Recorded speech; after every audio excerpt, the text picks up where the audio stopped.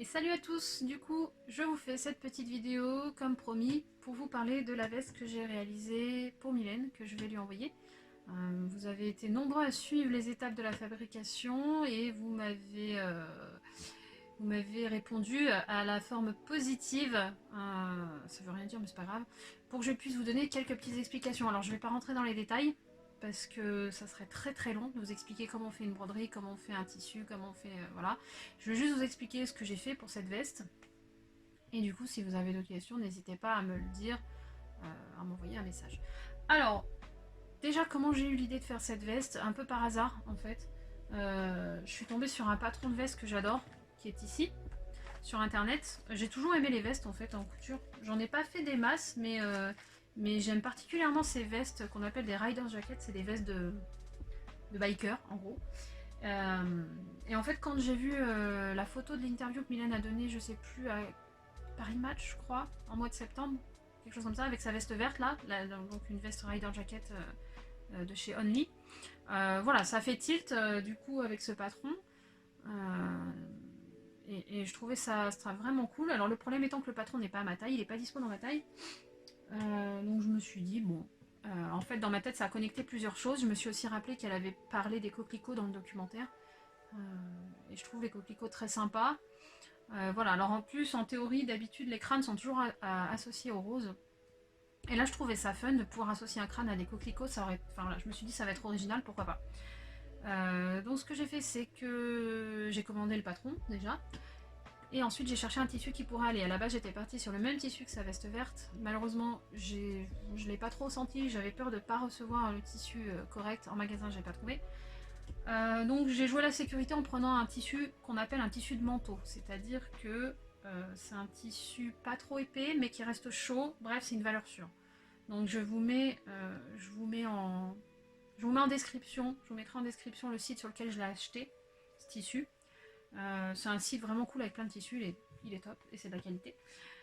Donc du coup je l'ai pris noir parce que noir c'est pareil, c'est une valeur sûre et puis surtout ça fait ressortir le rouge, donc voilà c'est top. Ensuite, le tissu qui est en doublure de la capuche et en doublure à l'intérieur de la veste. À la base je voulais un tissu à motif coquelicot. Je me suis dit tant qu'à faire ça va rester dans le thème, mais je le voulais fond noir. Alors le problème c'est que je trouvais que des trucs kitsch, ça me plaisait pas du tout. Et vu que j'ai par le passé eu l'occasion d'imprimer mes propres tissus, je connaissais le processus, comment on le faisait, etc. Donc j'ai vite décidé de le faire moi-même. Comment ça se passe pour dessiner un tissu? Tout simplement, il vous faut un logiciel de dessin de type même Paint, hein, clairement. Moi j'utilise Illustrator, mais voilà, peu importe, un logiciel où vous pouvez dessiner. Donc j'utilise Illustrator et une tablette graphique pour dessiner à la main, c'est plus pratique, mais voilà, sincèrement, n'importe qui peut dessiner un tissu, même à la souris, quoi. Donc j'ai trouvé une illustration de coquelicot de base que j'ai décalquée puis modifiée. Je l'ai mis sur fond noir et je l'ai envoyé sur un site qui est spécialisé dans l'impression de tissu, hein, qui s'appelle Spoonflower. C'est pareil, je vous mets le lien en description si jamais ça vous intéresse. Vous pouvez, pour info, faire imprimer à peu près tout ce que vous voulez, des photos, peu importe, vous pouvez imprimer sur n'importe quel tissu. Et vous pouvez en faire ce que vous voulez. Juste faites attention, c'est un tissu du coup qui est imprimé, donc il faut faire très attention quand vous le lavez. Voilà, faut pas y aller trop fort. Donc comme vous le voyez, d'ailleurs là sur la vidéo il paraît un peu plus clair que le noir de la capuche, en fait il est pas tant que ça. Le truc étant que quand vous faites imprimer du tissu, c'est comme quand vous imprimez du papier. Vous imprimez de la couleur sur du blanc, donc forcément c'est pas comme si vous aviez un papier noir. Bon là c'est pareil, vous imprimez sur du tissu blanc, donc le noir ne sera forcément pas aussi profond qu'un vrai noir. Mais très sincèrement, ça va très bien. Voilà, moi ça m'allait, donc voilà. Donc du coup j'ai fait personnaliser le tissu, j'ai monté la veste. Alors en fait il faut savoir que les broderies étaient prêtes avant la veste parce que en fait j'avais déjà le matériel pour le faire, donc c'est ce que j'ai fait en premier. En fait le plus gros du travail reste sur la broderie, puisque du coup à la base j'étais partie pour acheter des broderies, ou des broderies déjà toutes faites que j'allais coudre, ou des fichiers de broderie que je pouvais coudre avec ma machine. Et j'ai pas trouvé ce qui me convenait, pareil comme le tissu, vu que j'avais une idée bien, voilà. Alors comment j'ai fait? Alors déjà les broderies, ça nécessite du matériel assez coûteux. Hein. Moi j'ai eu de la chance en fait d'avoir une machine que j'ai récupérée de ma grand-mère, donc du coup je ne l'ai pas payée et ça c'est cool. Mais il faut savoir qu'une machine à broder, c'est soit elle fait que ça, donc vous allez avoir une machine à coudre et ça, ou comme la mienne elle fait les deux. Moi je n'utilise qu'en broderie parce que j'ai déjà une machine à coudre, donc c'est une machine, pour avoir une machine qui brode vous pouvez compter autour de 1000-1200 euros, voilà. Il y en a des moins chers, il y en a entre 700 et 900 euros pour débuter, c'est pas mal. Donc voilà, je vous la montre pas parce qu'elle est rangée, mais je vous mets en photo le modèle de ma machine. Donc voilà, n'hésitez pas à regarder sur internet des tutos, des vidéos de broderie. Je vais pas tout vous expliquer parce que c'est vaste, mais c'est ultra vaste. Donc en gros, comment j'ai fait? Pareil, j'ai trouvé des illustrations de base parce que moi je suis pas forte dessinatrice. Donc j'ai trouvé un crâne de base et des coquelicots que j'ai passé dans mon logiciel d'illustration et que j'ai décalqué et modifié du coup. Parce qu'il a fallu refaire toutes les lignes que vous voyez là à la main. Donc, une fois que j'avais fait mes illustrations, je les ai mises dans un logiciel qui lui est là pour convertir en broderie. Donc comment ça se passe? Alors soit on a de la chance et en automatique il détecte tout bien et il vous fait ça automatiquement, mais bien évidemment ce n'est pas ce qui s'est passé. Il a fallu que je réajuste, voilà, que je réajuste certaines couleurs, enfin voilà, il faut que ce soit quand même bien contrasté pour qu'il détecte que c'est des couleurs différentes, etc. Parce que du coup, ils sont pas, voilà, c'est pas les mêmes, on voit pas trop, mais il y a deux rouges différents en fait. Bref. Et donc il faut lui dire que ça c'est un point qui va comme ça, un point de remplissage, ça c'est voilà. Bref, donc voilà. Pour le crâne, j'ai fait redessiner les lignes, Ensuite, une fois que les broderies sont programmées, eh bien il a fallu que je les mette sur une disquette. Oui, une disquette comme ceci, puisque j'ai une machine qui date de 2005, c'est une petite mamie, et elle ne lisait que les disquettes. Donc du coup, mes motifs, je les ai mis sur la disquette, que j'ai ensuite mis dans la machine. J'ai dit à la machine de broder, et là, rien à faire à part changer les fils. Donc je vous mets des petites vidéos du processus de broderie, vous allez voir, c'est rigolo.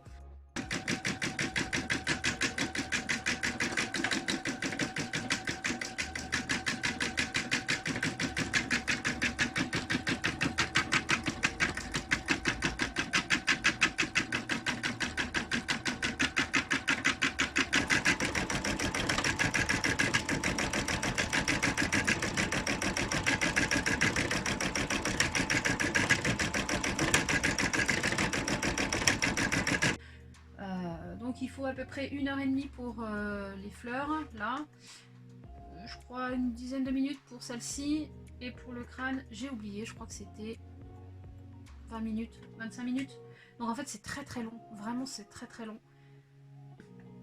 Mais vous avez une broderie qui est complètement personnalisée et qui n'existe nulle part. La preuve puisque j'ai pu broder ma marque. Donc c'est génial, on peut vraiment... Là en plus ça c'est vraiment facile, il suffit d'écrire un texte, choisir la police et elle brode. Donc vous pouvez faire tout ce que vous voulez, vous pouvez écrire n'importe quoi. Après vous êtes limité par ce qu'on appelle le cadre de broderie, c'est-à-dire le cercle qui emprisonne votre tissu dans la machine.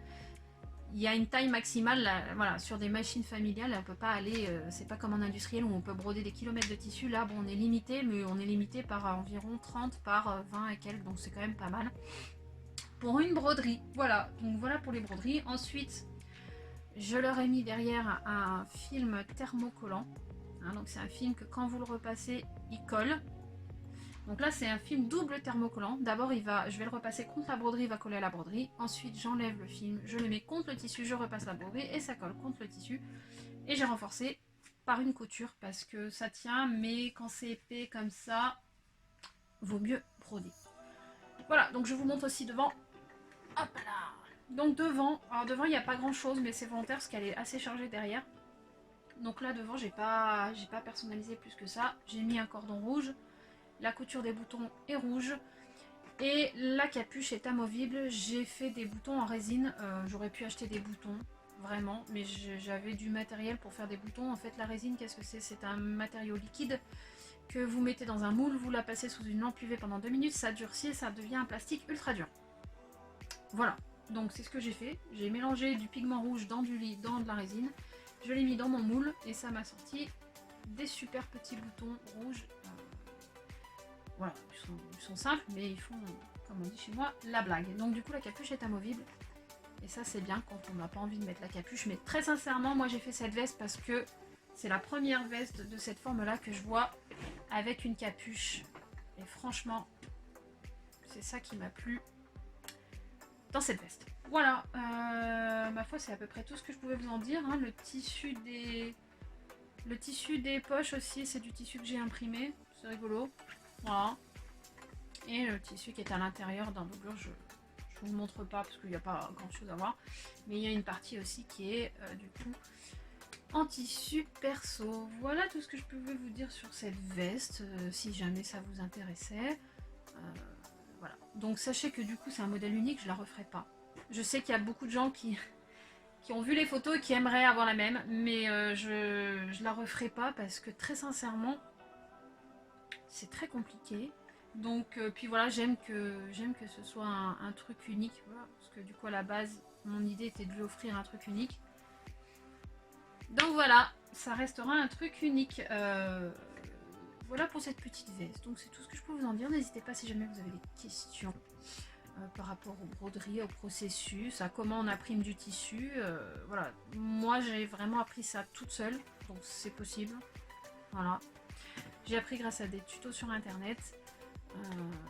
Donc voilà, n'hésitez pas si jamais ça vous intéresse à vous lancer, n'est-ce pas? Donc je vous remercie d'avoir regardé cette vidéo. Et puis je vous souhaite une bonne fin de journée, une bonne fin de soirée ou autre. À bientôt!